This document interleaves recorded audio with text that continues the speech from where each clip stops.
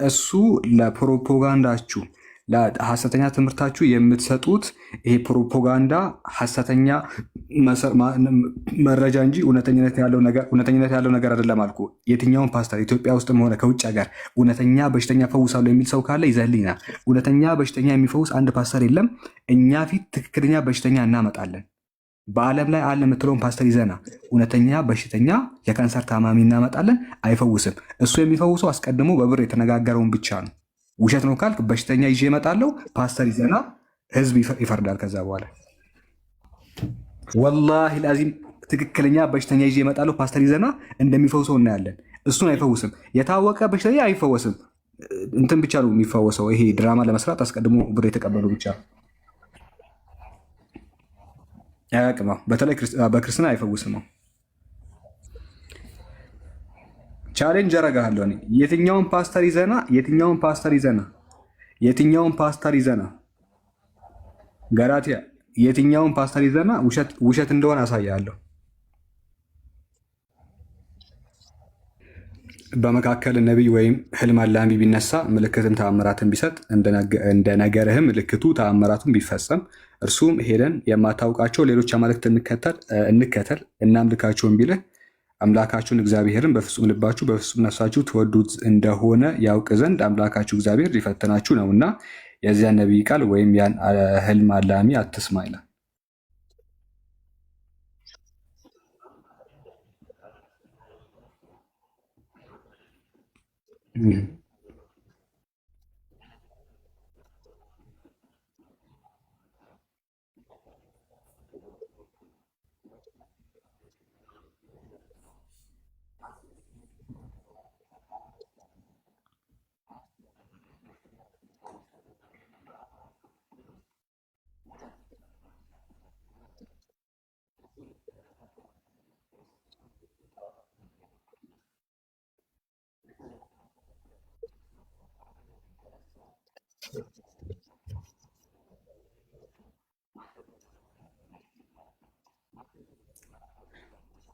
ኡስታዝ አይሰማም። አልሰማም። አይሰማም። ለእኛ ነው የሚሰማው እንጂ ከታች ላለ ሰው እየተሰማ አይደለም። ኦኬ ወጥቼ በቃ ቀጥሉ እናንተ። እሺ ጋይስ የኔ ይሰማችኋል? የሳላ የኔ ይሰማችኋል? ይሰማል።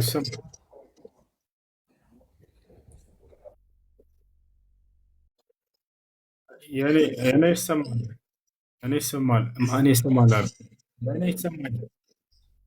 ለእኔ ይሰማኛል። የእናንተ እኔ እሰማለሁ። እስቲ አንዳንድ አሳዩኝ። ይሰማል እያሉ የአንተ ይሰማል። ኦኬ ጥሩ።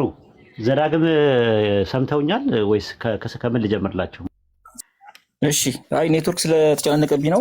እኔ ምን መሰለህ ዛሬ የምንወያይበት እኛ ጋር ለምሳሌ ስለ ሰይጣን የምንወያየው ማለት ብዙ ጥያቄዎች አለኝ። ከእነሱ መሀል አንዱን ነው የምጠይቅህ፣ ወጣ ያሉትን ጥያቄ ማለት ነው።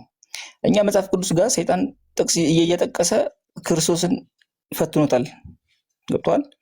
ክርስቶስ በገዳመ ቆሮንቶስ ሲጾም ለ40 ቀንና ለ40 ሌሊት ጥቅስ እየጠቀሰ ሰይጣን ራሱ ማለት ነው ክርስቶስን ፈትኖታል። ለምሳሌ መዝሙር ዳዊት 91:11 ላይ ብትሄድ ሰይጣን በጠቀሰው ጥቅስ አንተ በመንገድ ሁሉ እንዲጠብቅህ ስለ አንተ መላእክት ያዛል፣ እግርህን በድንጋይ እንዳይሰናከሉ በእጃቸው ያነሱሃል እና ዝለል ምናምን ነገር ማለት ነው። እናንተ ጋር እንደዚህ እየጠቀሰው ጥቅስ አለ? ሰይጣን ቁርአንን እየጠቀሰ የተናገረው ነብይ አለ?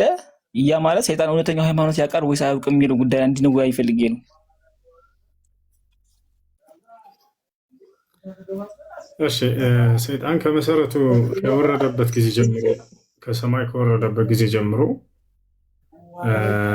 የአምላክን የአላህ ስብሐነሁ ወተዓላን አምላክነትና ፈጣሪነት አልካደም። ያውቃል እኮ እስከ ዘመኑ ፍጻሜ ድረስ ይህን ሳያውቅ ቀርቶ አይደለም። የሰይጣን ክህደት ኩፍር ኢስቲክባር ይባላል፣ ወይም የኩራት ክህደት ይባላል። ፈስተክበረ ወካነ ሚነል ካፊሪን ብሎ አላህ ይገልጸዋል። ኮራ ከካህዲያኖችም ሆነ ተባለ የአላህ ስብሐነሁ ወተዓላን ትእዛዝ ከመፈጸም በመኩራት። ለዚህም ነው ሰይጣን ይሄ ከተገለጸ በኋላ አልሰግድም በማለቱ አላህ ስብሐነሁ ወተዓላ ከካህዲያኖች እንደሆነ ከገለጸው በኋላ አላህን ሲያናግር ያናገረበት ቃል ላይ ጌታዬ እያለ ይናገር ነበር። ቃለ ረቢ አንዚርኒ ኢላ የውም ዩብዓሱን የዱሉ ኡስታዝ እኔ ያልኩ ተጠቅሷል ወይ ጥቅስ ጠቅሷል ወይ ሰይጣን ቁርአን ላይ ጥቅስ የጠቀሰ አውርቷል ወይ ነው? አልጠቀስም። ከመጀመሪያው እንደው ስለ ሰይጣን ምንነት ልንገርህ ብዬ ነው። ካልፈለከው ችግር የለውም። እሺ ችግር የለውም አውራኝ። ቁርአን ላይ ጥቅስ ችግር የለውም። እሺ አውራኝ። እና የዛኔ ምን አለ? ቃለ ረቢ አንዚርኒ ኢላ የውም ዩብዓሱን አለ። አላህን ሲያናግር ምን አለ? ጌታ አላህ ሆይ ሰዎች እስከሚቀሰቀሱበት ቀን ድረስ አቆየኝ ብሎ ጠየቀ። ቃለ ኢነከ ሚነል ሙንዘሪን ኢላ የውሚል ወቅቲል ማዕሉም አለው፣ አይ ኢላ ቂያም ሰዓ እስከታወቀው ቀን ድረስ አንተ ከሚቆዩት ነህ ብሎ አላህ ሱብሓነሁ ወተዓላ ተናገረ። ያ ነው ሐታ ሊወርድ ሲል ወደ ምድር ሊጥለው ሲል አላህ ሱብሓነሁ ወተዓላ ሰይጣኑን ብሏል። ሐዲስ ላይ እንደተነገረው ወዕዘቲከ ወጀላሊከ ለኡድለነሁም ማዳመት አርዋሑሁም ፊ አጅሳዲሂም አለ። አምላኬ አላህ ሆይ በክብርህና በልቅናህ የሆነብኝ የአዳም ልጆችን ነፍሳቸው በስጋቸው ውስጥ እስካለች ድረስ ከአንተ መንገድ አስታቸዋለሁ ብሎ ተናገረ። አሁን እዚህ የተናገረው ቃል ላይ በአላህ ክብርና ልቅና ሁሉ ተናገረ። በአላህ ክብርና ልቅና ሁሉ ይምላል። ይህ የአላህን አምላክነትና ፈጣሪነት ያውቃል ሰይጣን። ገብታችኋል? እና የእርሱ ክህደት ታዲያ ምንድን ነው ከተባለ ኩፍር ኢስቲክባር ይባላል። የክህደት ዋና የኩራት ክህደት ይባላል። የአምላክን ትእዛዝ አልፈጽም በማለቱ በመኩራቱ ማለት ነው። ሱጁድ አድርግ ብሎት እንዲህ ስላለ እሺ እንዳጠቃላይ ይጠቅሳል ወይ ከቁርአን አንቀጽ እየጠቀሰ ተናግሯል ወይ ከሆነ አልተናገረም፣ አያውቅም። ይህ ነገር አልተናገረም። ነገር ግን መጽሐፍ ቅዱስ ላይ ከብሉይ ኪዳን ወይንም ካለፉት መጽሐፍቶች እያነሳ ጥቅስ በኢየሱስ ክርስቶስ ፊት ሲያነብለት ነበር። ማርቆስ ማነው ማቴዎስ ወንጌል ምዕራፍ 4 ቁጥር 1 ጀምሮ ልክ ያ ማለት ደግሞ ሃይማኖቱን ያውቃል ማለት ነው የነበረውን ነገር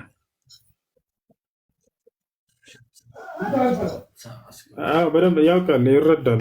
ያለውን እውነተኛ መንገድ ይረዳል። ግን ያንን አልመረጠም። እርሱ በእርግጥን መንገድ መረጠ። ሰዎችን ማስካድና ከእውነተኛው መንገድ ማስካድን መረጠ። እሺ እያወቀ እንትን ያለ ነው፣ ያጠፋ ነው። እሱ ባጭሩ ሳያውቅ አይደለም። እሱ አንዴ እዚህ ጋር ኃይሌ አለክ አለው።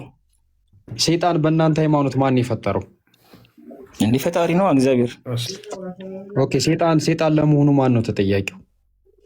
ራሱ ሰይጣን ነው ተጠያቂው። ትዕቢትን ከልቡ አመነጫት ነው የሚለው እኛ ጋር መጽሐፍ አክሲማሮስ ላይ አሁን ትዕቢትን ከልቡ አፈለቃት አመነጫት ይላል። ከሌሎቹ የተለየ ስልጣንና ክብር ስለነበረው ማለት ነው። ኦኬ መጀመሪያ ሲፈጠር ቅዱስ ነበር። አዎ መላእክት ነበር፣ የብርሃን መላእክት ብለን ነበር የምንጠራው። ማለት ስሙ ራሱ ሳጥናኤል ማለት የብርሃን መላእክት እንደማለት ነው እኮ። ስለዚህ ሰይጣን መልአክ ነው እንጂ ሰይጣን የሚባል የተፈጠረ ነገር የለም አይደለ? የለም። አዎ እሱ ነው፣ እሱ የለም። ሰይጣን ተብሎ የተፈጠረ ነገር የለም። ስለዚህ ሰይጣን የሚባል ፍጥረት የለም። እንደ ኋላማ ሰይጣን ከሆነ ተረገመ፣ ክብሩን አጣ፣ ተገፈፈ። ባህሪው ነው እንጂ መላእክት ነው አይደል? መልአክ ነው ግን ባህሪው ሰየጠነ ወደ ሰይጣንነት ተቀየረ እንጂ ፊዚካሊ ሰይጣን ነው የሆነው ወይስ ስቲል መልአክ ነው? ነው ስቲል የወደቀ መላእክት ብለን የምንጠራው ሰይጣን ሆነ ማለት ነው እኮ። ግን መልአክ ነው ግን የተረገመ ትዕቢተኛ ማለት ነው። ትዕቢተኛ መልአክ ማለት ነው። ትዕቢተኛ መልአክ ያ ልክ ነው እንጂ ሰይጣን የሚባል የተፈጠረ ነገር የለም። የለም።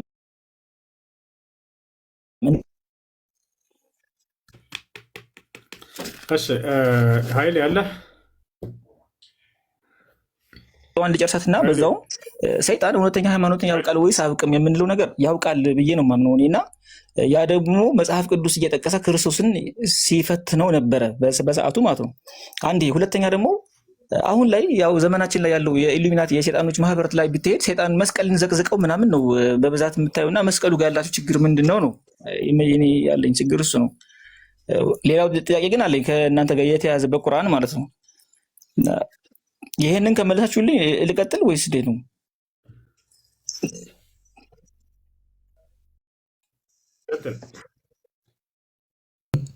ማንሳት እንችላለን። አይቲ ቡኻሪ ላይ የተዘገበ ሐዲሶች ይጠቅሳል። ግን ምን መሰለህ እሱ ላይ እሱ የሚለው ምንድን ነው? ልክ ባለፉት መጽሐፍቶች ላይ ያሉትን እያነሳ መጥቀስ ነው። እንደዛ አይነት ነገር በቁርአን ላይ የለም። ነገር ግን ምን መሰለህ አያተል ኩርሲይን እያለ ለአቡ ሁረይራ የነገረው ነገር አለ። ሶደቀከ ወሁወ ከዙብ እያሉ ነቢ ስ ላ ስለም የተናገሩትን ያለ ማለት ፈልግ ነው አደላ ከሪም ሀያተል ኩርሲን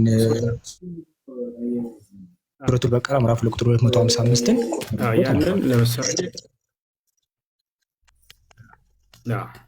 እንትን ነው እንደኛ መጽሐፍ ቅዱስ ላይ ያለውን ካለፉት መጽሐፍቶች እየያዘ ያነበበው ነው እርሱ።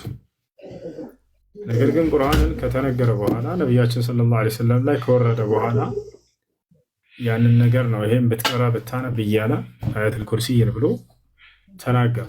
ሶደቀከ ወሁወ ከዙብ አሉ ነቢ ሰለላሁ ዐለይሂ ወሰለም።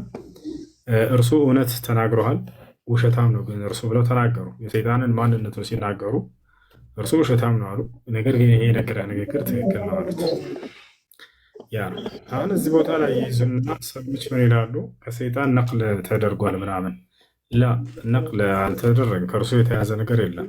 ከቁርአንም ሆነ ከሐዲስ ክፍል ከሰይጣን የተያዘ የለም። ግን ያለውን እውነት የሚያውቅ ወደ ሁለተኛ ጥያቄ ልግባ። የሚያጠፋ ነው። ቅድም እንዳልኳችሁ ያን ነው ነብዩ ሰለላሁ ዐለይሂ ወሰለም የገለጹት። እሺ ሁለተኛ ጥያቄ ምንድን ነው? እሺ የመጀመሪያውን ያው ወይ በኋላ በደንብ ታብራራልኛለህ። ወደ ኋላ የሁለተኛው ግል ጠይቀህ ያው ነው ማለት ነው። እነርሱም ይላል እናንተ ጋር ማለት ነው። ወደ እናንተ ሲመጣ ደግሞ እነርሱም ሱረቱል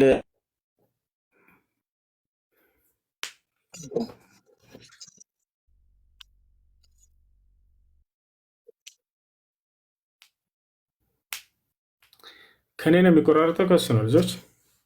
እስኪ አንድ ሰው ገስት ላይ ይንገረኝ። አብዱልከሪም ይሰማል? ከኔ ነው ከሱ?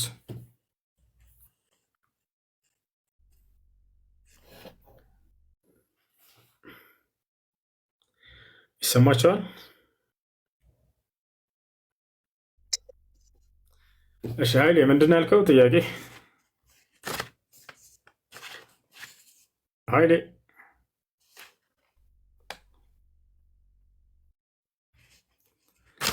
እሺ የኛውን እስኪ ላስወጣው።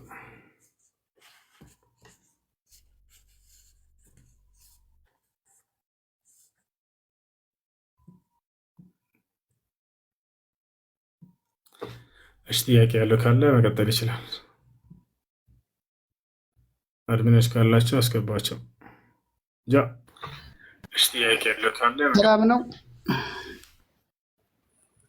ጥያቄ ነበረኝ። እሺ ጥያቄ ምንድን ነው? ጥያቄ አለኝ። ጠይቅ። ጥያቄ ምንድን ነው? ልጠይቅ?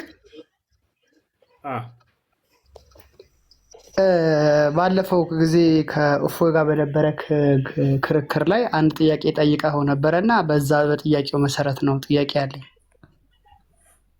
እኔ ልጠይቅ ማለት ምንድን ነው? ቆያ እኔ ልጠይቅ ይላል። ይሰማል? የጀመረው ይጨርሳል። ክርስቶስ ሲሞት ወደ መቃብር ከሙታን ሲነሳ ያየው ሰው ነበረው? ያየው ሐዋርያ ነበሩ ብለህ ለጠየቅከው ጥያቄ በዛ ዙሪያ እንደው ከጠየቅኩ ብዬ ነው። እሺ ቀጥል።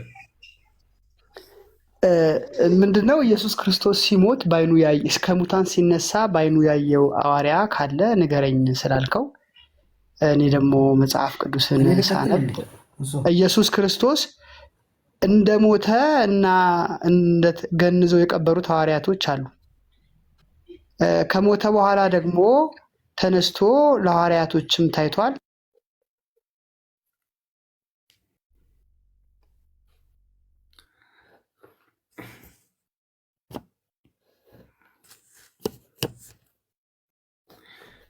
ይሰማል? ማን ሚውት ተደረገ ነው? ሚውት አላደረኩም። እሺ ሚውት አታደርጓትም።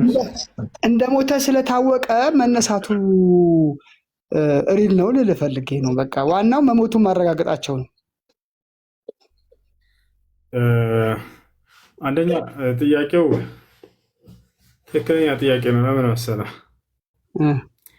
ጳውሎስ ራሱ ነው የክርስቶስን መነሳት ወይንም ትንሣኤ ማድረግ የክርስትናን እውነተኛነት ማረጋገጫ አድርጎ እንደ መስፈርት ያስቀምጠው። ክርስቶስ ከሙታን ካልተነሳማ ክርስትናችን ውሸት ነው፣ ስብከታችንም ከንቱ ነው አለ ጳውሎስ። ገብቶሃል?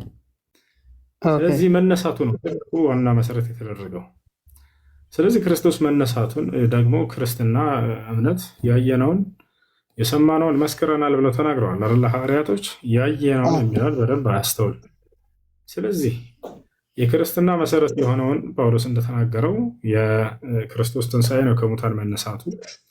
እርሱን አይተዋል ወይ? አይተዋል ወይ? አይ ቆይ እኔ የምለው ኡስታዝ መሞቱን ያዩ ሰዎች አሉ ያረጋገጡና የቀበሩት። አንድ ይህን እንጨርስና ወደዛ ልንመጣ ነው። እሱ ራሱ የሐዋርያ ምስክር የለም። እሱ ላይ ራሱ ወደ እሱ እንመጣለን። ኢየሱስ ክርስቶስ እንመጣለን። አንዲት ቦታ ላይ ኢየሱስ ክርስቶስ ሲነሳ ያየው ሐዋርያ የለም አይደለ? እሱን እንጨርስና ይሄ ጥያቄ ምን ያክል አስፈላጊና ወሳኝ እንደሆነም ደግሞ በሌላ ጥቅስ አስረዳለሁ። እሺ፣ ኢየሱስ ክርስቶስ ከሙታን ሲነሳ ያየው ሐዋርያ አለ? ኢየሱስ ክርስቶስ ከሙታን ሲነሳ ስትል የተገነዘበትን ጨርቅ ቀዶ ሪዘሬክት ሲያደርግ ልክ ከሞተበት ብድግ ሲል ያየው ሰው የለም። ግን መጽሐፉ እንደሚናገረው መላእክቶች አይተው በጠዋት መግደላዊት ማርያም ስትሄድ ለምን እዚህ ትፈልጉታላችሁ እሱ ተነስቷል ብሎ የነገራት መልአክ ነው አይደለ? ወደ እሱ ልመጣ ነው። እሱ ራሱ ስህተት እንደሆነ እናስረዳለን።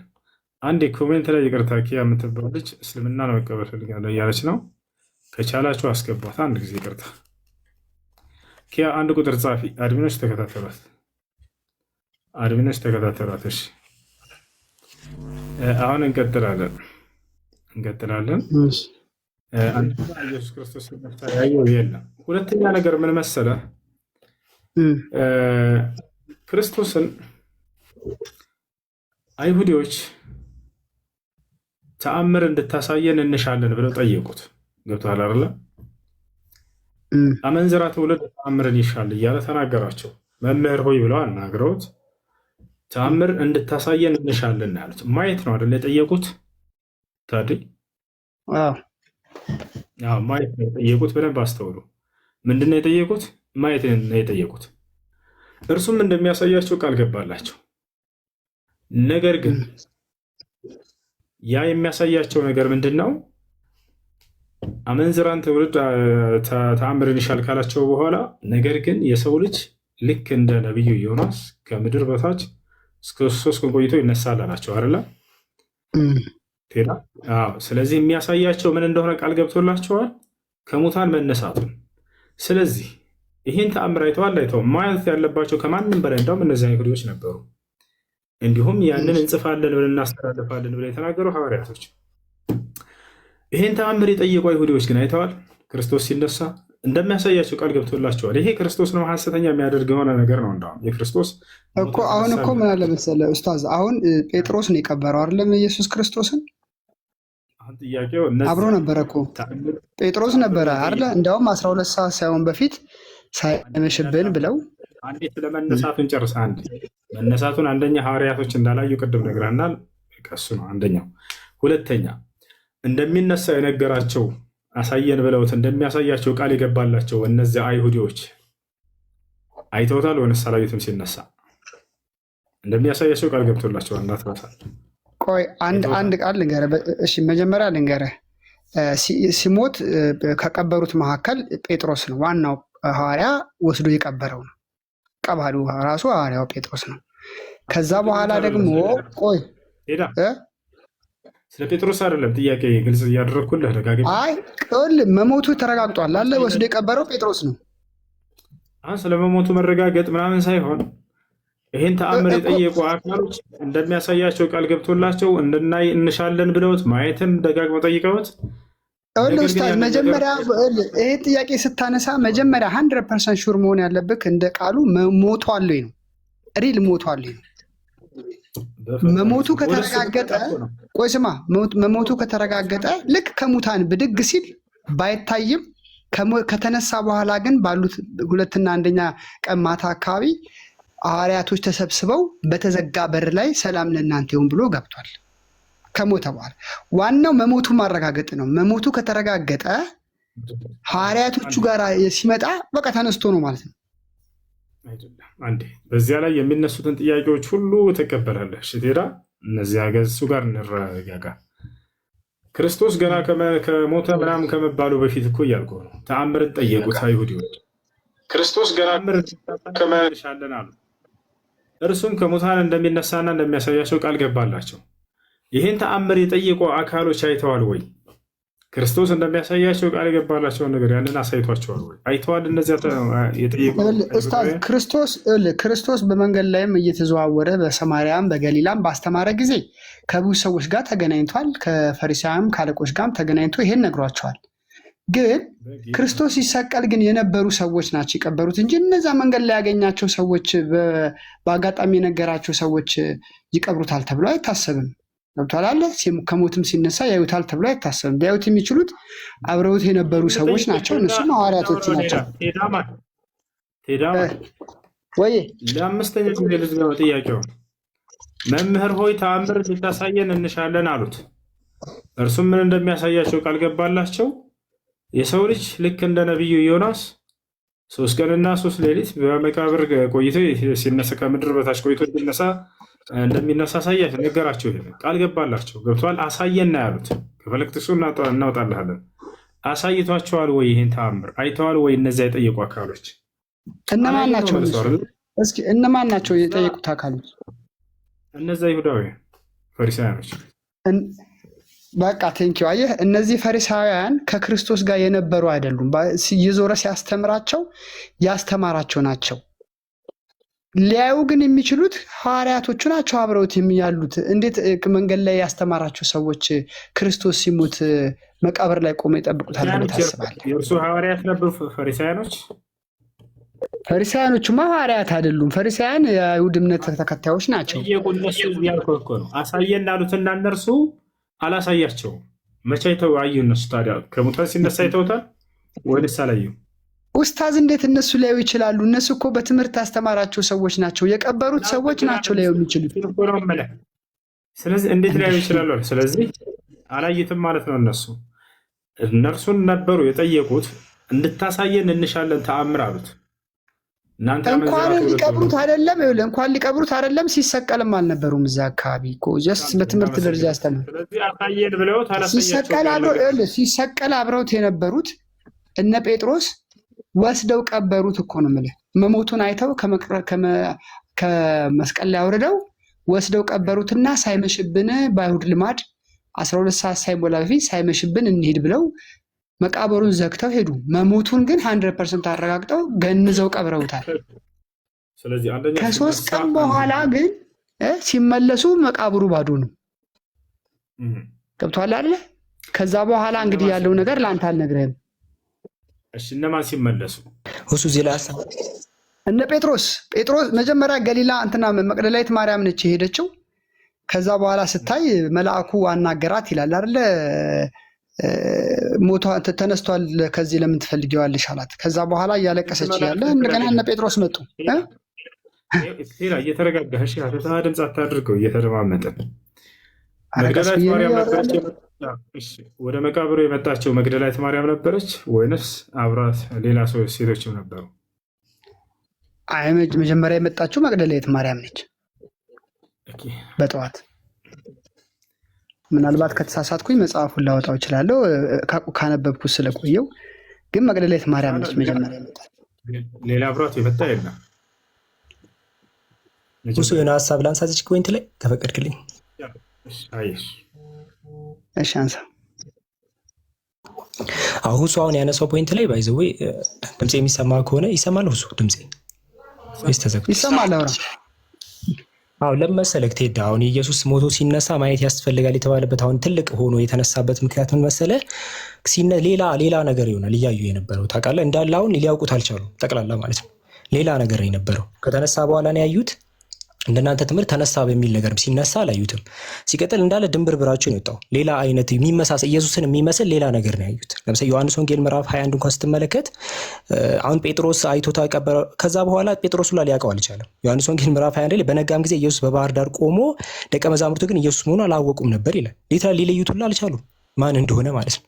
ኢየሱስ ይሁን አይሁን እኛ ተጠራጥረናል። ሌላ ነገር እየታየቸው ኢቨን እርስ በርስ ሌላ ራሱ ማቴዎስ ወንጌል ምዕራፍ 28 ላይ ራሱ ግማሾቹ ኢየሱስ ነው ብሎ ሲያስቡ፣ ሌሎቹ ደግሞ ቁጥር 17 ላይ ባየቱን ጊዜ የሰገዱለት አሉ፣ ሌሎቹ ደግሞ የተጠራጠሩ ግን ነበሩ ይላል። ስለዚህ ኢየሱስ ይሁን አይሁን ራሱ ስቲል እዛ ጋር ኮንፊውዥን ነው ያለው። ሲነሳ ማንም መላየም። ሁለተኛ ደግሞ ምንድነው የተነሳ ለነሱ የታያቸው አካል ማን ይሁን ማ ራሱ እነሱ ራሱ መለየት አቅቷቸዋል። አብረውት የኖሩት አካል ማለት ነው። ኢቨን ጴጥሮስን ውሰድ አንድ፣ ህዝቡ ኮሚኒቲው ላይ ያሉ ሰዎች ሁለት፣ መግደላዊት ማርያም ሁላ እያናገረችው መለየት አልቻለችም ነው። ዮሐንስ ወንጌል ምዕራፍ 20 ቁጥር 15 ላይ አንቺ ሴት ስለምን ታለቅሻለሽ ምናምን ይላታል።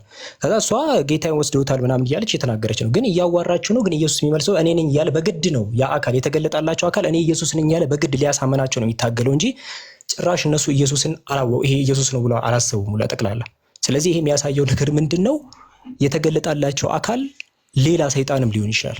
ገባ? እየታገለ ነው። እኔ ኢየሱስን እያለ እየታገለ ነው ሊያሳመናቸው የሚታገለው እንጂ በጭራሽ እነሱ በአንድ እይታ ሊያውቁት አልቻሉም ሲል የእናንተ ታሪኮች እንኳን ኢየሱስ ነው የሚለውን ነገር ማወቅ አልተቻለም። ይሄ የሚያሳየው ምንድነው? ሲነሳ አይተውታል ወይ የሚለው ግዴታ ጥያቄ ነው። ካልሆነ እንዳለ ድንብርብራችሁ ወጥቶ ነው ያለው።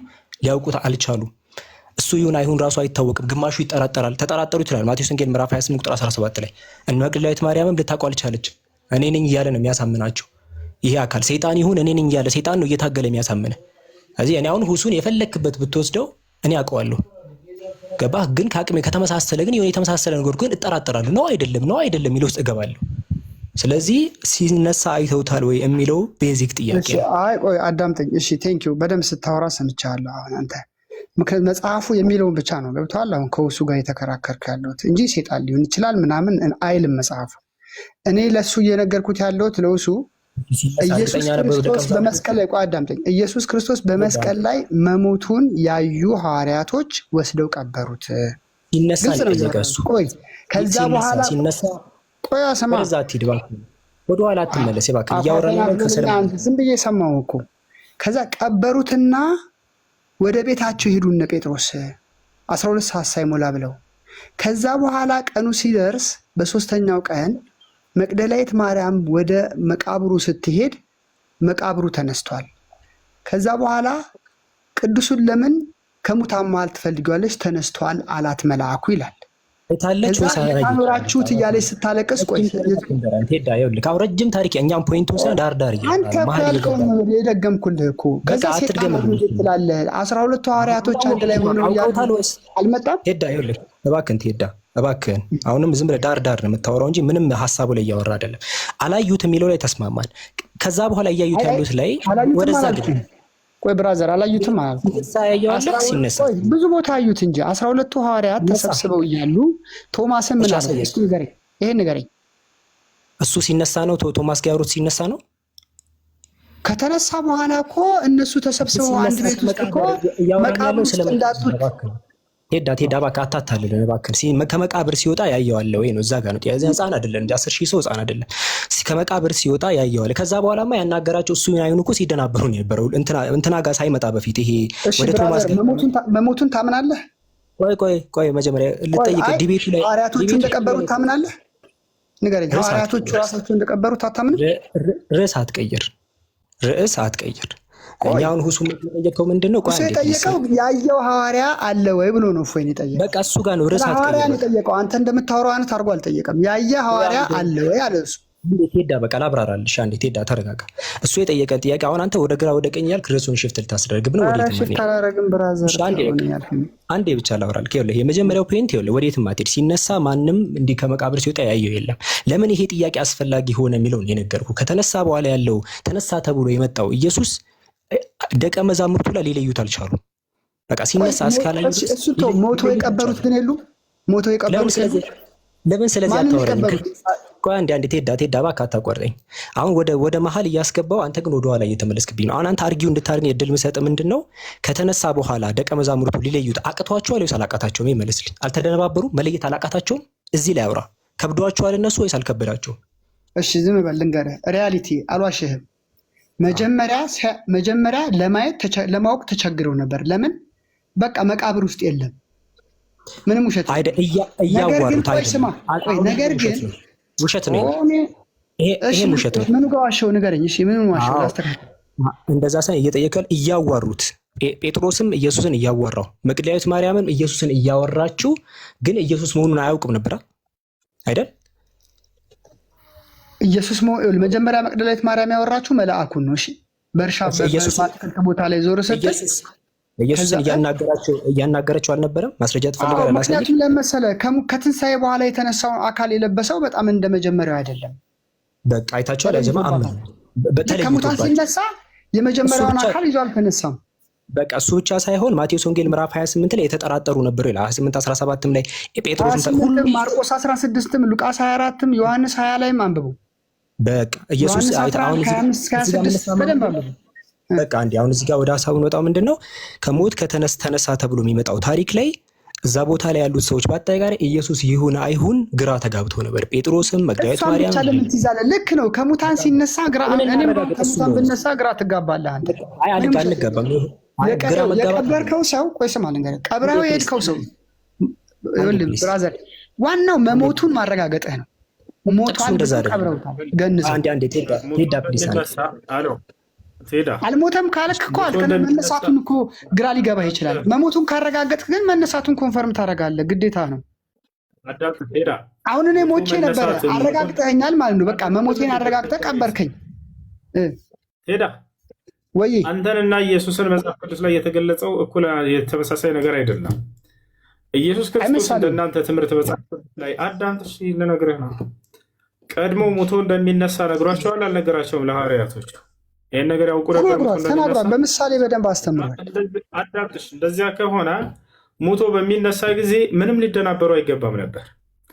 እንዳውም መጽሐፉ ላይ የሚለው ሞቶ ተነስቷል ብላ ስትነግራቸው መግደላዊት ማርያም አላመኑም ይላል። ቅዠትን መስሎ ታያቸው ይላል። ጭራሽ ጴጥሮስ ለማረጋገጥ ሄደ። ሳያምን ቀርቶ ቅዠት መስሎ ታይቶት። እንዴት ነው ቀድሞ ያስተማራቸውና የነገራቸው ነገር ከሆነ ይሄ ነገር ቅዠት መስሎ ሊታያቸው የሚችለው? እንዴት ነው ላያምኑ የሚችሉት ይሄን ነገር? አያ እሺ፣ ኡስታዝ አንድ ነገር ልንገርህ። መሞቱን ታምናለህ? ሞቷል ብለህ ታስባለህ? ያ ስህተት እንደሆነ በተተረከው ብቻ ንገረኝ። ቆይ ተረጋጋ። ጠየቅ ካረል መልስልህ። እየሰማሁ ሞቶ ተነሳ ምናምን የሚለው ሁሉ በሱ ላይ እየተሽከረከሩ ያሉ ትርክቶች ስህተት ናቸው እያልኩ ነው። እነዚያን ደግሞ እያስረዳንህ ነው፣ እያንዳንዱን ማለት ነው። የዛኔ ሞቶ ተነሳ የሚለው ነገር ውሸት መሆኑን ትረዳለህ። አሁን ከዚያ መካከል ሞቶን መነሳት እንደሚነሳ ቀድሞ ነግሯቸው ከሆነ ሞቶ ተነስቷል ተብሎ በተነገራቸው ጊዜ አሃ የተናገረን ያስተማረን ተፈጸመ ብለው ደስ ሊላቸው ነበር የሚገባው። ነገር ግን አላመኑም ይላል መጽሐፉ። ቅዠት መስሎ ታያቸው። ታዲያስ ምን አደረጉ? ሳያምኑ ቀርተው ለማረጋገጥ በራሳቸው ሄዱ። እነ ጴጥሮስ አያርለ ያ ነው ጨርሰዋል። ትንሽ ታሪኩን ገፋ አድርገዋ እስከ መጨረሻው ሂድ። እሺ ከመጀመሪያ ጀምር ላሉ ቅዠት መስሎ ታያቸው ነበር። እስከነ ቶማስ ድረስ አውራለሁ። አዳምጥሽ። ቅዠት መስሎ ታይቷቸው ነበር አይደል? ለእነ ጴጥሮስ ለሐዋርያቶች የክርስቶስ መነሳት። አዎ ኮንፊውዝ ሆነዋል። ምንም ውሸት የለውም። ደንግጠዋል። ከመቃብር ስላጡት ደነገጡ። ከመቃብር ስላጡት አይደለም ነው እኮ ፔጥሮስ በሌሊት ልክ መቅደላዊት ማርያም አለቀሰች፣ ከነ ጴጥሮስ ሰሙ፣ ተንደርድረው መጡ ይላል። እስኪ በደንብ አንብቡ። መጥተው ሲያው መቃብሩ ባዶ መሆኑን ጴጥሮስ ራሱ ቼክ አድርጓል። ሐዋርያት ከጴጥሮስ የሚቀርብ ሐዋርያት አለው ኢየሱስ? አዳምጥን በፈጣሪ እርሷ መነሳቱን ሄዳ ስትነግራቸው ጊዜ ነው ከሙታን ተነስቷል ብላ ስትነግራቸው ጊዜ ቅዠት መስሎ ታያቸው ይላል። መጥተው መቃብሩን ሄደው ሲያዩት ነው ቅዠት መስሎ የታያቸው። ያልከው ስህተት ነው። ገና ሄዳ ስትነግራቸው ነው ይሄን ነገር ቅዠት መስሎ የታያቸው። ሄደው ካዩት በኋላም ቢሆን ቅዠት መስሎ መታየቱ ታሪኩን ስህተት ያደርገዋል። በክርስቶስ ላይ ነገር የተነገረው ነገር ምንድነው ስህተቱ? እስኪ ንገረኝ። ቀድሞ ነግሯቸው ከሆነ ይሄ ነገር ቅዠት መስሎ ሊታያቸው አይችልም። ባጭሩ የነገረን ነገር ትንቢቱ ተፈጸመ ብለው በደስታ ምነው ሊቀበሉት ይገባ ነበር። ይሄን ነገር ምን ብሎ ነገራቸው? የነገራቸው እኮ አንተ እንዳልከኝ ከሆነ ለይሁዶች ያወሩትን የነገርከው። ለሐዋርያቶቹስ ምን ብሎ ነገራቸው? ከተቀበረ በኋላ ጠብቁኝ ከመቃብር ውስጥ ስወጣ ምናምን። እሺ ልስማ። ቀድሞ ሙቶ እንደሚነሳ ለሐዋርያቶች ነግሯቸው ነበር ወይንስ አልነገራቸውም? አያውቁም ይሄን ነገር ሙቶ እንደሚነሳ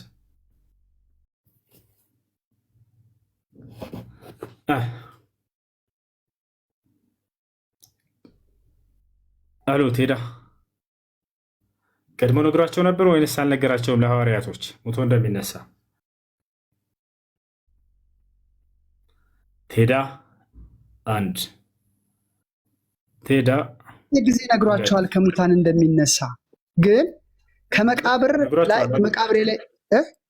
መቃብሬ ላይ ጠብቁኝ አላለም። ምክንያቱም መቃብር ላይ ስለመጠበቅ አይደለም። አሁን ጥያቄ ሞቶ እንደሚነሳ ነግሯቸዋል።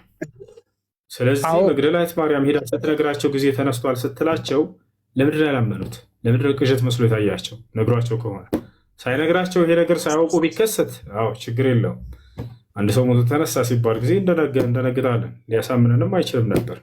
ግን ቀድሞ አስተምሯቸውና ነግሯቸው ከሆነ በፍጹም ይሄ ቅዠት መስሎ ሊታያቸው አይችልም። የነገረን ከ3 ቀንና ስማ እነሳለሁ ያለን ተፈጸመ ብለው ያንን ሊደሰቱበትና አምነው ሊቀበሉ ይገባ ነበር። ልክ ነህ። ሐዋርያ ስራ ላይ ምን ይላል ጴጥሮስ? እናንተ የገደላችሁትን ኢየሱስ ክርስቶስን እግዚአብሔር ግን የሞትን ጣር አጥፍቶ አስነሳው ከሞት ይላል። ገብቶሃል? ጴጥሮስ ያምናል ማለት ነው። በቃ ክርስቶስን እግዚአብሔር እንዳስነሳው አንድ።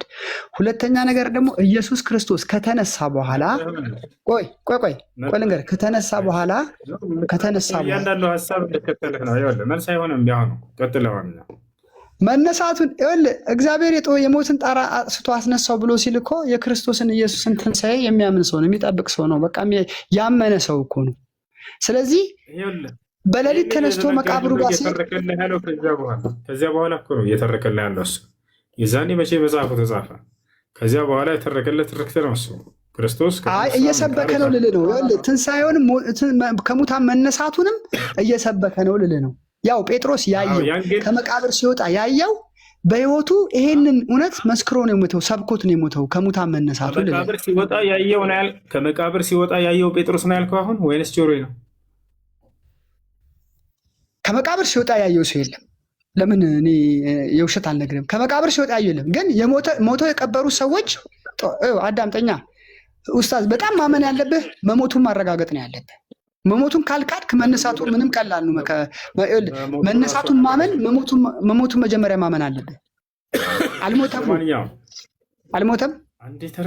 እስኪ ቀስ በልሽ ቴዳ ጠየቅ ረጋ በል። ክርስቶስ ከሙታን መነሳቱ የዓይን እማኝ የሆነ ያረጋገጠ አንድ ሐዋርያ የለም። ኧረ ተው፣ እንደሱ አይባልም። ይኸውልህ ቶማስ እኮ እመን ብሎ ቁስሉንና በእጁንም እግሩንም የተወጋውን ገልጦ አሳይቶታል። ሞቶ ከተነሳ ጥያቄን አዳምጥና መልሰሽ። ኢየሱስ ክርስቶስ ከሙታን ሲነሳ ያየው አንድ ሐዋርያ አለ? ቶማስም ይሁን ማን? እሺ አንተም በደንብ አዳምጠኝ። ኢየሱስ ክርስቶስ ሞቶ የቀበረው ጴጥሮስ ሲመለስ መቃብሩ ባዶ እንደሆነ አይቷል። ከዛ በኋላም ኢየሱስን አይቶታል ባይኑ። ቴዳ ኢየሱስ ክርስቶስ ከሙታን ሲነሳ ያየው ሐዋርያ አለ ወይንስ የለም? አለ ካልክ እሺ ልመልስልህ። ያን ሐዋርያ ስሙ እሺ ልመልስልህ። ኡስታዝ ልመልስልህ። ከመመለሴ በፊት ግን አንተ አንድ ጥያቄ መልስልኝ። ኢየሱስ ክርስቶስን ሲሞት ያየ ሰው አለ የለም? ያየ ሐዋርያ አለ የለም? ቴዳ መልስ ከሌለህ የለም በልና ስለመሞቱ ቀጥታ ወደዛ እንገባ። ኢየሱስ ክርስቶስን የቀበረው ሐዋርያ ያለ የለም? መልስ የለህም። ከዛ ጋር ይያያዛል ኡስታዝ፣ ከዚህ ጋር ይያያዛል። ይሄ አንተ መልስ ከመሞቱ ነገርኩህ። ይኸውልህ ከመቃብር ሲወጣ ይኸውልህ የተገነዘበትን ጨርቅ ገልጦ ከመቃብር ሲወጣ ከመልአኩ ውጭ ያየው ሰው የለም። መልአኩ ግን አይቶት ለምን እዚህ ትፈልጉታላችሁ ተነስቷል አለ። የቀበረው ግን ጴጥሮስ ነው። ጴጥሮስ ሐዋርያው ጴጥሮስ ነው የቀበረው። እሱን ነበር መመለስ ያልቻለው። ቅድም ስትገባም ጀምረህ አሁን ፎይ ለጠየቅከውና ላለመለሰው ጥያቄ እመልሳለሁ ብለህ ገባ። አንተ ይህንን እኮ ነው የመለስኩልህ። ኡስታዝ ያን ነገር ልንገርህ፣ እያወራህ ከሆነ ጣልቃ አትግባ። እየሰማህ ነው አይደለ? ልክ ስጨርስ አላናግርም አልከኝ እኮ። እሺ እናገርኩህ እንጂ ተናገርክ። የለም አልክ እኮ። መቃብሩን ከፍቶ ሲወጣ ያየው ማንም የለም አልክ።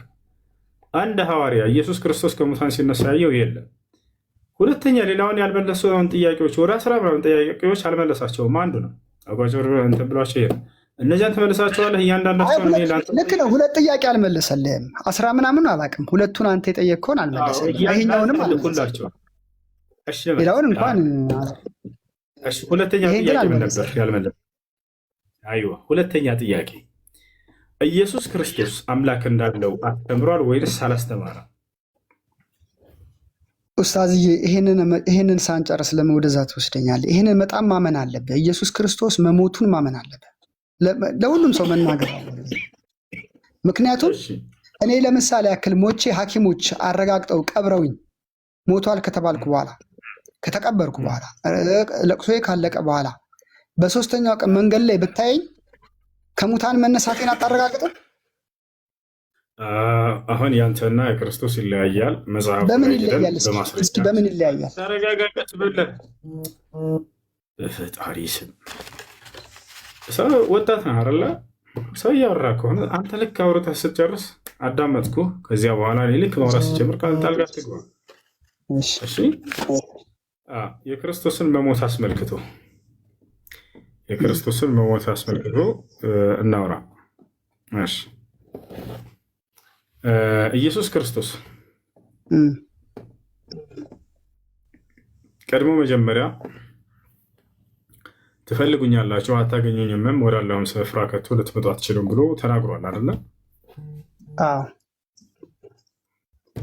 እሺ ነገር ግን አንተ ደግሞ ፈልገውት አግኝተውት ገድለውታል ብለህ ታምናለህ አይደለ? እስኪ በልልኝ ድጋሚ ይቅርታ፣ ትንሽ ኮንፊውዝ። ትፈልጉኛላችሁ አታገኙኝም ብሏቸዋል። ነገር ግን አንተ ፈልገውት አግኝተውታል ብለህ ክርስቶስን ትቃወመዋለህ አይደለ? ኡስታዝ አሁን የማይገናኝ አይነት ጥቅስ ይዘህ መጣህ። አይገናኝ። ትፈልጉኛላችሁ አታገኙ ማለት ስለማድረጉ ወደ ሰማይ እንደሚያደርግ ነው እንጂ ምድር ላይ ያለ ዝም ብለህ ጫካ ለጫካ ፈልጋ አታገኘኝም አይነት ነገር አይደለም። ማነው እንደሱ ብሎ ይፈታል እንዴ? ይኸውልህ ይሄንን ነው ትፈልጉኛላችሁ ግን አታገኙኝም ማለት ጀስት ልክ ከሙታን ከተነሳ በኋላ ኦልሬዲ በቃ ማንም ያገኘው የለም። ሄደ ለአንተስ ይሄንን ማልፈታልክ አሁን አንተ እንዳሰብከው ብሎ መጽሐፍ እኔማ ቃል በቃል መጽሐፍ እኮ ላይ ያለውን ያመጣሁልህ። አንተ ግን ያንን ቀይርክና መጣህና መካከል ላይ ሞትን አስገባ። ማን እንደሱ ብሎ ይፈታል? መጽሐፉን እንትን እያልከው ነው የሚጨመርክበት ነው ያሌለውን ቃል ትፈልጉኛላችሁ ካለ በኋላ ከዚያ ግን አጌታችሁኝ ገድላችሁኝ ከዚያ ከተነሳው በኋላ አርጋለሁኝ አታገኙኝም ለአላለም። እንደዚህ ትፈልጉኛላችሁ አታገኙኝም ወዳለሁም ስፍራ ከቶ ወዳለሁበትም ስፍራ ልትመጡም አትችሉም ብሎ ነገራቸው። ያ ስለዚህ ክርስቶስን አግኝተውት ገድለውት ሰቅለውታል ማለት አንደኛ ይህ እርሱን መቃወም ነው የሚሆነው። ኡስታዝ ሚዩት አስተህ ነበረ መሰለኝ። በዚህ ላይ እንትኑን ልሰጠው ነው። እዛ አውዱ ላይ ስትመለከተው ዮሐንስ ወንጌል ምዕራፍ 7 ቁጥር 19 ላይ ሙሴ ሕግን አልሰጣችሁምን? ከእናንተ ሕግን የሚያደርግ አንድ እንኳን የለም። ልትገድሉኝ ስለምን ትፈልጋላችሁ ነው ያለው።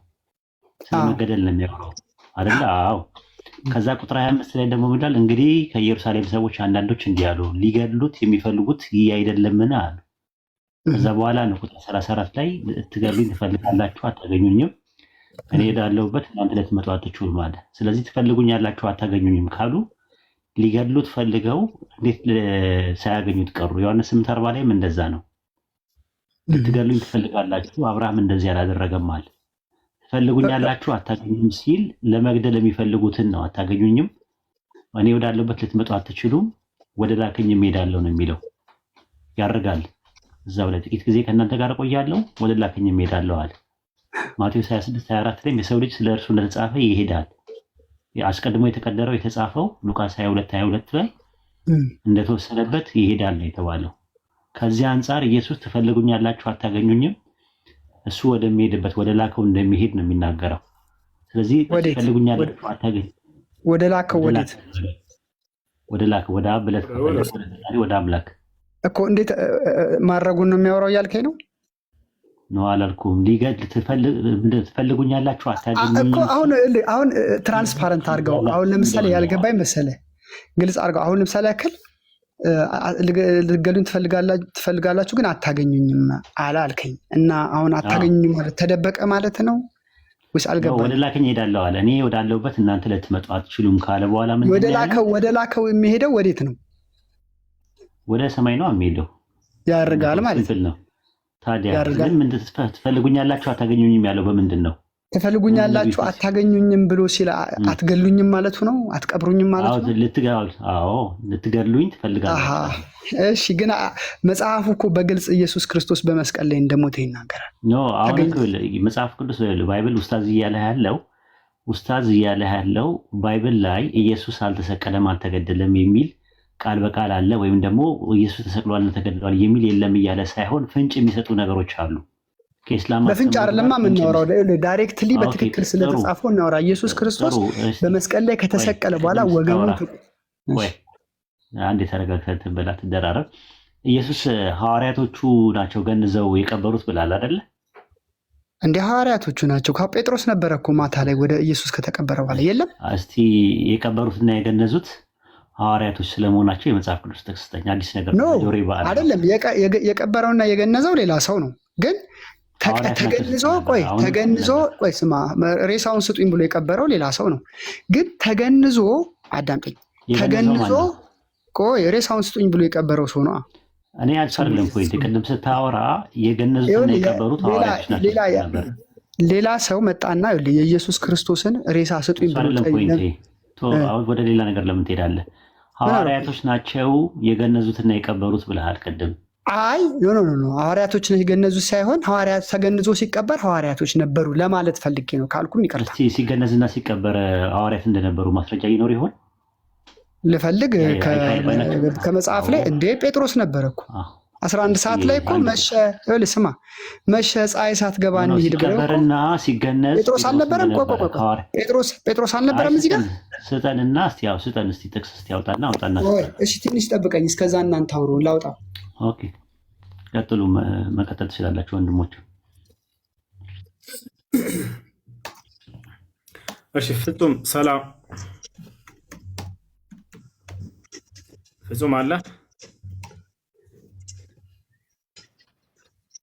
አሎ አልሐምዱሊላህ። እሺ ጥያቄ አለ? እኔ እንኳን እንደ ጥያቄም ሙሉ አዳሩን ሙሉ ስከታተላችሁ ነበር፣ ሌሊት ሙሉ ከፎይ ጋር። የሚገርምህ ምንም የገባኝ ነገር የለም።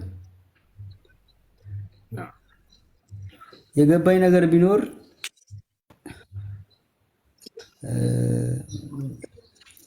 ተረጋጋ ምናምን አዳምጥ የሚለው ቃል ብቻ አእምሮ ላይ ብዙ አለ።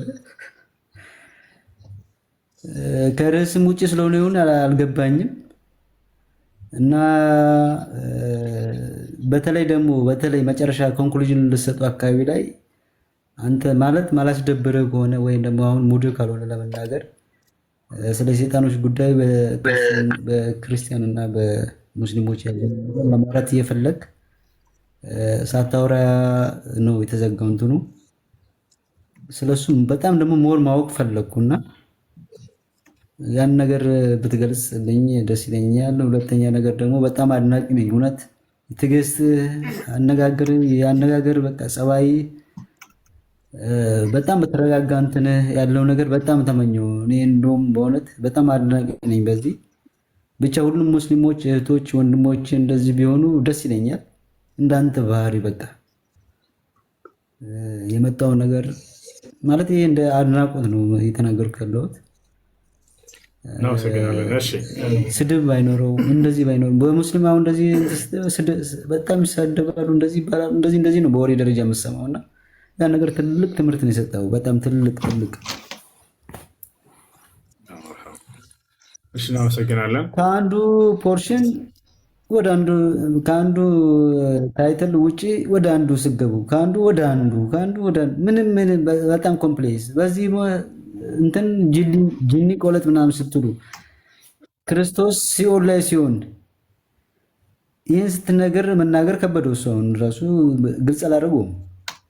ኢየሱስ ክርስቶስ በሲኦል ላይ እንዳለ ላሳየ ብለህ አሳይተሃል ከነ ምዕራፉ።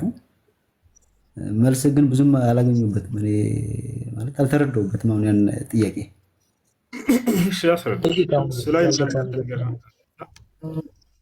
እሱ ላይ ምን አይነት አቡከር ምን አልክ? እና እየተሰማ ነው ኔትወርኩ ድምፄ ምናልባት እያስቸገረ ያልገባው ነጥብ ካለ አሁን እንዲጠይቅ ብዬ ነው። ያው እኛ የተማርነው በደንብ ስለተማርን ክርስቲያኖች እንዲማሩበት ሌሎችም እንዳለው ከመጀመሪያው ርዕስ ከእንትን ዝም ብሎ በየቦታው እየዘለለ የነበረው እርሱ ከርዕሱ ወጣና ከአይሻ ጀመረ። ገና ከመጀመሪያው ሚጢጥያው አይሻ ምናምን ማለት ጀመረ። አርዕስቱ ግን ስለምንድን ነበር? እውነተኛው አምላክ ነቢያቶች የሰበኩት ማን ነው የሚል ነበር። ያው ባህሪውን ስለማውቀው ነው። ስሜታዊ ያደርጋቸውና ያናዳቸውና ልክ ንዴት ውስጥ ከከተታቸው በኋላ እርሱ ረጋ ብሎ የማውራትን እንትን ይሄዳል። እንደዛ እንዳያደርግ ነበር ሳረጋጋው ሁላ የነበረው። ተው እያልኩኝ አይጠቅም ይሄ መንገድ ለሁሉም ሰው ማለት ነው። እኔ አንድን ሰው ስሜታዊ አድርጌ ያስገባውና እዚያ ውስጥ ከተናደደ በኋላ የሌለውን ባህሪ እንዲያወጣ አድርግና እኔ ረጋ ብዬ ጨዋታ እጫወታለሁ። ይሄ ጥሩ አይደለም። ለማንኛውም ወደ አነሳቸው ነገራቶች ልሄድልህ። እርሱም ምንድን ነው? ለምንድን ነው ርዕስ እየቀያየረ የነበረው? በየቦታው ሲፈልግ ወደ አይሻ ሲፈልግ ወደ ምናምን። ገና ከመጀመሪያው ነው። አስተውላችሁ ከሆነ አምላኩን ሰበከ የመጀመሪያ ደቂቃ ወስዶ፣ ከዚያ ሁለተኛው ላይ አምስተኛው ደቂቃ ላይ እኔ አምላኬ ሰበኩ። አምላክ አላህ ስብሐነ ወተዓላ ነቢያቶች ሁሉ እንደሰበኩት ማስረጃ ከቁርአን እያነሳ ተናገርኩ። እርሱም ደግሞ ገና ከመጀመሪያው ጀምሮ የሆነ ነቢያቶች አምላኩ እንደሰበኩ ምናምን ተናገረና ሌላ ሀሳብ ቀጠለ። በሚቀጥለው ላይ 5 ደቂቃዋ ላይ እኔ አምላኬ አላህ እንደሆነ ነቢያቶች እንደሰበኩት ከነ ማስረጃው ሳነሳ ነበር። ያንተ አምላክ ማን እንደሆነና እንዲሁም ደግሞ ኢየሱስ ክርስቶስና ሐዋርያቶች ሰብከውት ከሆነ አዲስ ኪዳን ላይ ልታሳየን ትችላለህ ወይ? አዎ ያህዌ ነው ብሎ ተናገረ። ታስታውስ ከሆነ ያህዌ ነው አለ። እሺ እንደሱ ከሆነ ኢየሱስ ክርስቶስ እንዲሁም ደግሞ ሐዋርያቶች ያህዌ አምላክ ነው ብለው የሰበኩበት አንድ ጥቅስ አዲስ ኪዳን ላይ አውጥተህ አሳየን። የለም፣ አንዲትም አላወጣም። አዲስ ኪዳን ላይ የትኛውም ቦታ ላይ ኢየሱስም ሆነ ሐዋርያቶች ያህዌ አምላክ ነው ብለው የተናገሩበት እንደሌለ ታውቃላችሁ? የለም። ይሄን ያወጣልኩት ይሄን ራሱ ሊመለስ አልቻለም፣ ሊያመጣ አልቻለም። አምላኩ ማን እንደሆነ መግለጽ አልቻለም በመጽሐፉ። እኔ ግን አላህ ነው አልኩኝና ያውና ነቢያቶች ሁሉ ብዬ ከኑህ ጀምሬ እስከ ነቢ ስ ላ ስለም ድረስ አላህን እንደሰበኩ የሁሉንም ነቢያት ተናገሩ። ከዛ ይጀምራል። አንደኛ እሱ ነው። ሁለተኛ ያነሳውን ነገር ወደ እሳት ስለ ገሃነም አላህ የትንሣኤ ቀን ገሃነም ላይ እግሩን ያደርጋል ወይም ይረግጣታል ምናምን የሚል ቃል አነሳና እንዲህ ብሎ ያስተማራል ወይ ከነቢያቶች ብሎ ጠየቀ። ለአንተ ልመልስልህ ስላነሳ አይ አይደለም ያደርጋል ብቻ ሲኦል ውስጥ አለ አምላክህ ሁላ ብዬ ነገርኩት። ይሄ ላስረዳህ ላሳይህ ከመጽሐፍህ ስለው በጣም እየረበሸ ነበር እንዳላሳየው። ቶቶ አታሳይ፣ አልፈልግም መልሱን ብቻ ነው የምፈልገው፣ እንድታሳይ አልፈልግም። በቃ አንተ ግን ያንን አልተረዳሁም ማልክ። አሳያለሁ እኛ ናቶች ይወጣቻል። እዛ መጽሐፍ ቅዱስ ላይ ምን ይላል? አምላክን ሲገልጸው ዳዊት በሲኦልም ብሄድ በዚያ አለህ እያለ ይናገራል። በሲኦልም ብሄድ በዚያ አለህ አንተ እያለ ይናገራል። ያ ነው። ነገር ግን አምላክ አላህ ስብሐነሁ ወተዓላ እግሩን ያደርጋል ሲባል ጊዜ ምን ማለት ነው? እዛው እንደመለስኩላችሁ አላህ የትንሣኤ ቀን ገሃነም እንትን ካለ ከሃዲያኖችን ካስገባባት በኋላ ትጠይቃለች። ገሃነምን አላህ ስብሐነሁ ወተዓላ ገሃነምን ይጠይቃታል። ሀሊም ተለእቲ ይላታል፣ ሞላሽን ይላታል። እያወቀ ይጠይቃታል። ሀል ሚን መዚድ ብላ ትመልሳለች። ተጨማሪ አለን ትላለች። አላህ በእርሷ ላይ ገሃነም ውስጥ ከሃዲያኖችን ከማስገባት አይወገድም። መጨረሻ ላይ የምትሞላ እንዴት ነው?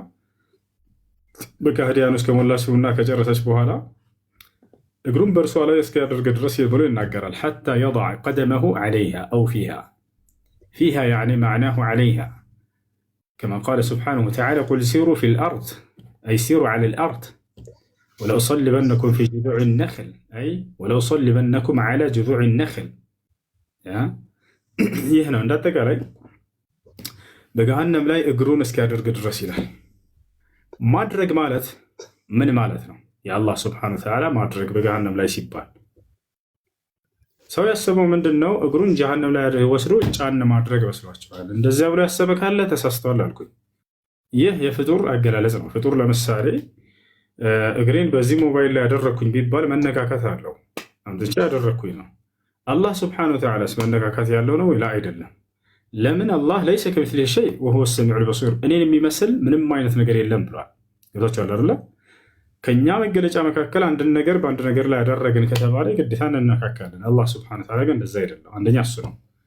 ከእርሱ በፊት የመጀመሪያው ኢስባት القدم لله سبحانه وتعالى وأنه سيضع قدمه الشريف على جهنم كما جاء ذلك في الحديث عن النبي صلى الله عليه وسلم.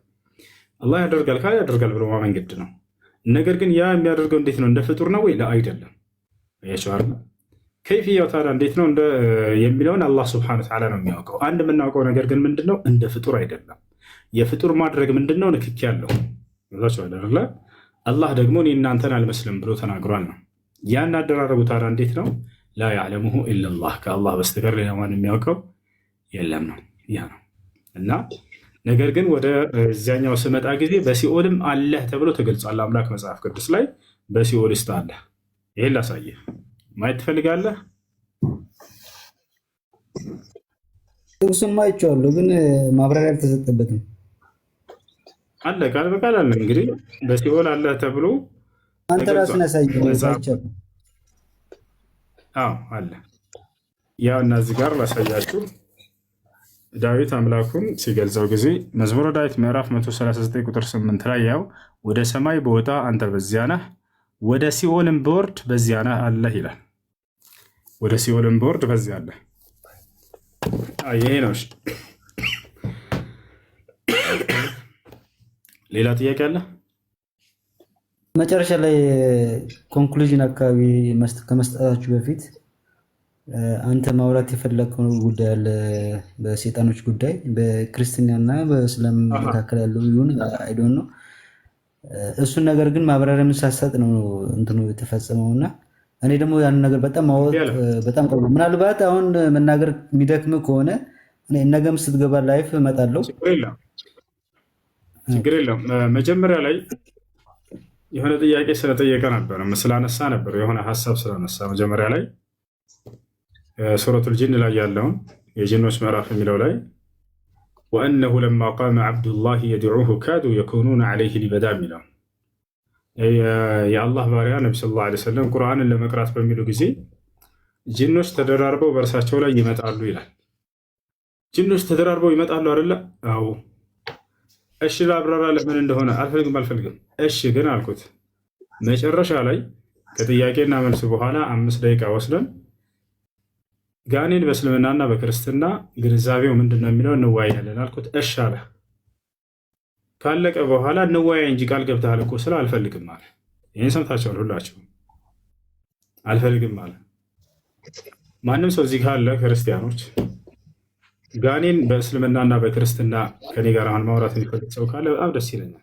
ከሌለ ዝም ብዬ ላስረዳህ። ቴዳ ማውራት ትችላለህ? እሺ እኔ እኮ እንዳላቋርጥ ብዬ ነው ልታስረዳ። ችግር የለውም። እሺ ችግር የለውም። ምናልባት በእምነትህ ላይ የተሳሳተ ነገር ከተናገርኩ ታርመኛለህ። ወይንም ፍፄ አንተ አለህ ትቀጥላለህ። ልጨርስ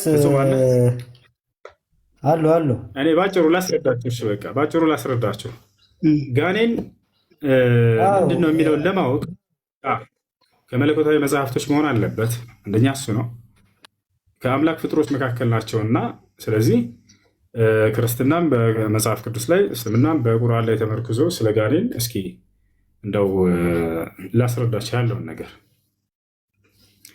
አንደኛ ማወቅ ያለብን ነገር ስለ ጋኔን ስናወራ ጋኔን ከምን ተፈጠሩ፣ አመጣጣቸው ከምን ተፈጠሩ የሚለው ቀድሞ መታወቅ አለበት። ሁለተኛ ለምን ዓላማ ተፈጠሩ፣ ሶስተኛ ከዚያ በፊት ማን ፈጠራቸው የሚለው ሁሉ መገለጽ አለበት። ማን ፈጠራቸው የሚለው መገለጽ አለበት። አራተኛ ለምን ዓላማ ተፈጠሩ ከሚለው በኋላ ወዴትስ ይሄዳሉ፣ መቼም ሞት አለ አይደለ? ከሞት በኋላ ወዴት ይሄዳሉ የሚለውን መታወቅ አለበት። ይህንን አሁን ፍትሐዊ ሆነን እንደ ቁርአንም እንደ መጽሐፍ ቅዱስም ስለ ጋኔን እስኪ መልሱን እንፈልግ ሂደን።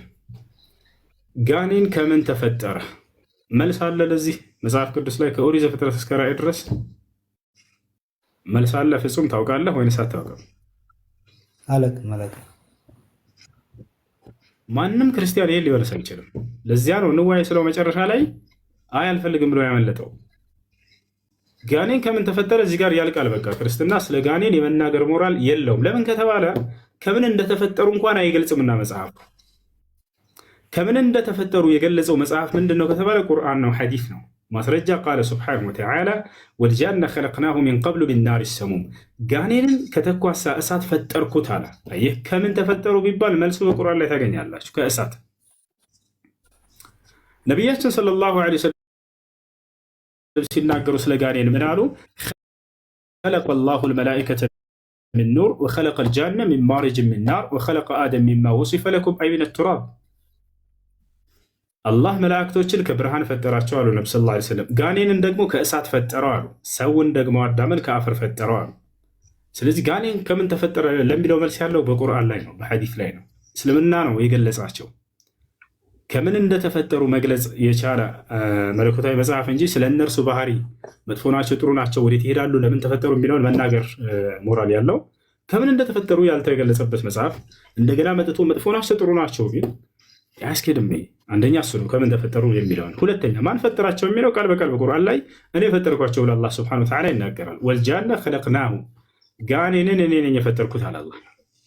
ሶስተኛ እሺ ከፈጠራቸው በኋላ አምላክ ለምን ተፈጠሩ? ለምን ተፈጠሩ? ጋኔን ለምን እንደተፈጠረ መጽሐፍ ቅዱስ ላይ ተገልጿል። የሚመልሰው አለ?